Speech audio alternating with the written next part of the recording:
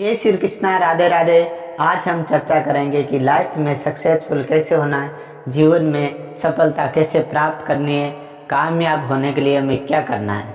अखाद्य विधि हमें बताती है कि 4 तरीका है जिसके द्वारा आप सफल हो जाओगे। सबसे पहला जो तरीका है वो एकांत में जाना चाहिए। एकांत कमरा या एकांत स्थान खोजना है। अगर आपको कामयाब होना है तो आपको 7 महीने के लिए गायब हो जाना है।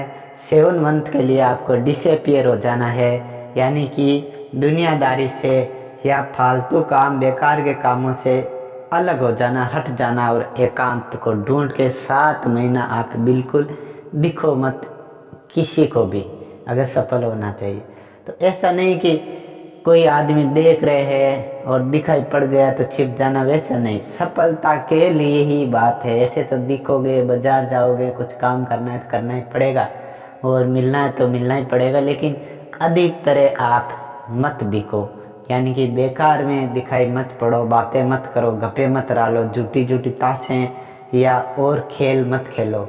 आप एकांत में चले जाओ। ये है पहला सूत्र। दूसरा सूत्र गीता और पतंजलि योग सूत्र में लिखा है, वो है अभ्यास।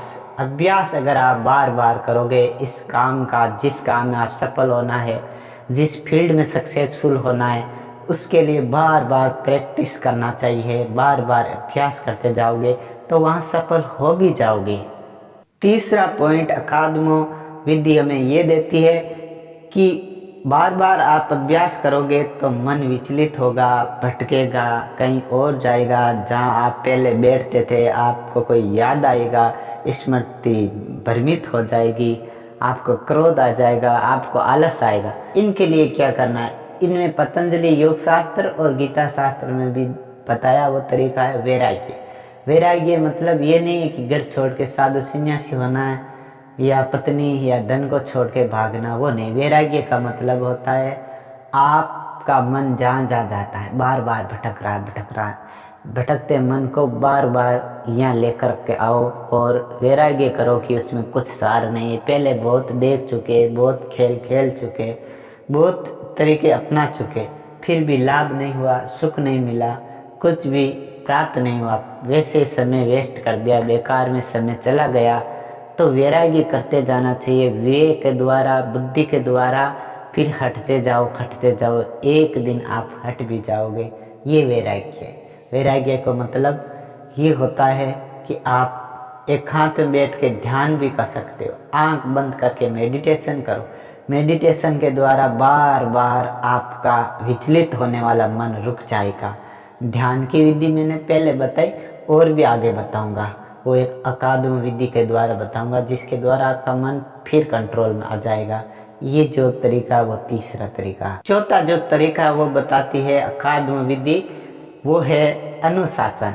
अनुशासन अगर रखोगे तो ही आप सफल हो जाओगे, क्योंकि एकांत में तो आप जा सकते हो, अभ्यास करके आप उस फील्ड में सिद्धि हासिल कर सकते हो, लेकिन मन विचलित होता है तो तीसरा तरीका वैराग्य के द्वारा रोक सकते हो। और जो चौथा तरीका वो है अनुशासन, क्योंकि वापस आप मन में आलस करोगे कि आज मित्र के साथ बैठूंगा क्या होता है, या 1 घंटा बैठूं तो क्या है, 5 मिनट रुक जाऊं तो क्या होता है।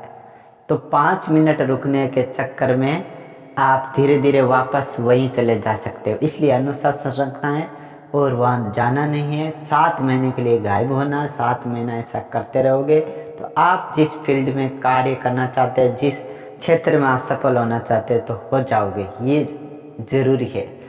इसलिए अनुशासन का जो चौथा तरीका वो रखना है, यानी कि अगर सुबह जल्दी उठना तो उठना है, सूर्योदय से पहले उठ जाना है, उठ करके बार बार अपने लक्ष्य की प्रैक्टिस करना है, एकांत में रहना है और अकेले बैठे बैठे बोर नहीं होना है। कुछ किताबें पढ़ सकते हो या यूट्यूब चैनल सुन सकते हो, ज्ञानी मुनि या ऋषि मुनि की बातें आप पढ़ सकते हो, लिख सकते हो, देख सकते हो और अपने अंदर उतार सकते हो, फिर आप सफल हो जाओगे। ये 4 तरीका अगर आप अपना लोगे तो जीवन में निश्चय ही सफल हो जाओगे, सक्सेसफुल हो जाओगे।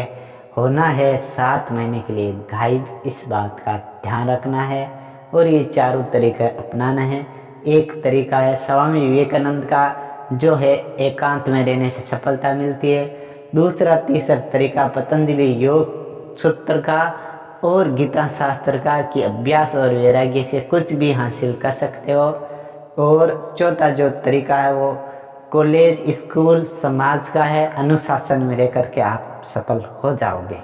वीडियो अगर पसंद आए तो इसे लाइक करना, शेयर करना, कमेंट करना और साथ में सब्सक्राइब करना, बेल आइकन को भी प्रेस करना ताकि जो भी मैं वीडियो अपलोड करूं उसका नोटिफिकेशन सबसे पहले आप तक पहुंचे और ऐसी अनेक जानकारी आप तक पहुंचती रहे।